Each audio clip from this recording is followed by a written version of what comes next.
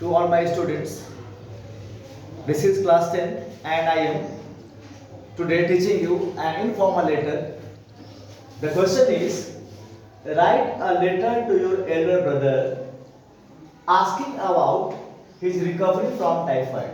Dear students, we are writing a letter to our elder brother. That is why this letter is considered to be an informal letter. Letter दो प्रकार के होते हैं, मैंने बताया आपको, एक फॉर्मल और दूसरा इनफॉर्मल. फॉर्मल लेटर जो ऑफिस पर्सन्स को लिखे जाते हैं, एंड इनफॉर्मल लेटर जो brother, sister, uncle, aunt, father, किसी भी ब्लड रिलेशंस वाले को लिखा है, that is called informal letter. तो यहाँ पे जो लेटर है वो कैसा है बेटा? That is informal letter because we are writing it to our elder brother. क्या, what is the topic? The topic is asking about recovery from typhoid. You know, typhoid is a disease greatly caused due to bad eating habits and drinking of water, especially during rainy seasons. तो उसके बारे में लिखना है.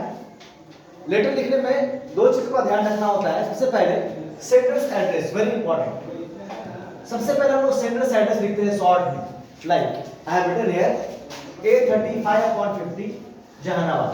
सो this is the sender's address. After that हम लोगों को एक गैप छोड़ना है, लाइन छोड़नी है, and then we have to write date. What is the today date? 2 July 2025. Again we should leave a gap, a line, then we should write our receiver's address. लिखा है मैंने B110/100 Patna. So means the sender is living in Jahanabad and the receiver's address is of Patna. That is clear? And in between these things we have mentioned date. Clear? Now let's begin. Dear brother, this is the salutation. Dear brother, I hope you are in fine spirits. Means that we are asking well-being about the one whom we are writing to, that you are fine. Hope that you are fine.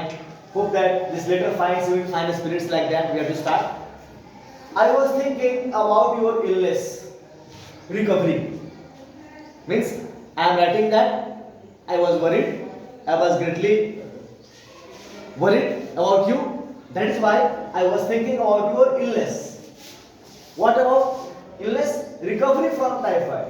That last month आपको typhoid हुआ था. मैं बहुत चिंतित था छोटा भाई होने के नाते, एंड आपसे पूछ रहा था कि आपका टाइफाइड जो है वो अब कैसा है. That is here. I was thinking about your illness, recovery from typhoid that you suffered last month. पिछले महीने. But now, here we continue. Change the paragraph. You must have consulted a good doctor for treatment. अब मैं यहाँ बता रहा हूँ, उम्मीद कर रहा हूँ कि आपने अवश्य इलाज के लिए, ट्रीटमेंट के लिए अच्छा डॉक्टर ढूंढा होगा, कंसल्ट किया होगा, अच्छे डॉक्टर के पास आप गए होंगे इलाज कराने के लिए. Is not it clear? I believe that, मुझे विश्वास है, you would have taken proper precaution to recover from it. आपने proper precaution ले लिया होगा. Precaution का मतलब क्या होता है? सावधानियां बरतना. जैसे डॉक्टर कहता है अभी भारी काम नहीं करना है, कोई बोझ नहीं उठाना है, ज्यादा घूमना टहलना नहीं है आपको, है थोड़ा रेस्ट मोड में रहना है. तो ये सब प्रिकॉशन है. ठंडा पानी नहीं पीना है, बाहर की चीजें नहीं खाना है, हरी सब्जी खानी है, ब्रेड लेना है, दूध लेना है, ये सब चीज खानी है. That is the proper precaution. Doctor के द्वारा जो सलाह दिए गए हैं आप उसको पालन किया होगा, सावधानियां बरती हैं.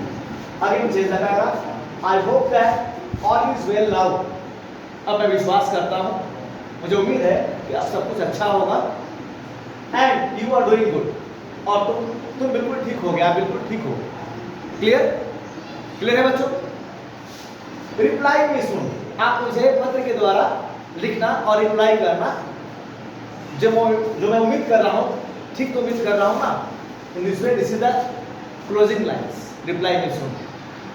योर लविंग ब्रदर या sister. If we are brother तो ब्रदर लिखेंगे, अदरवाइज सिस्टर है तो सिस्टर लिखेंगे. XYZ, क्योंकि यहाँ पे कोई नाम लिखा हुआ नहीं है. मैंने एड्रेस यहाँ पे इमेजिनेटिव दिया, बनावटी एड्रेस लिखा, क्योंकि यहाँ पे कोई एड्रेस लिखा हुआ नहीं था. That is why. I hope आपको ये बातें समझ में आ गई होंगी. Thank you so much. Next thing, thank you.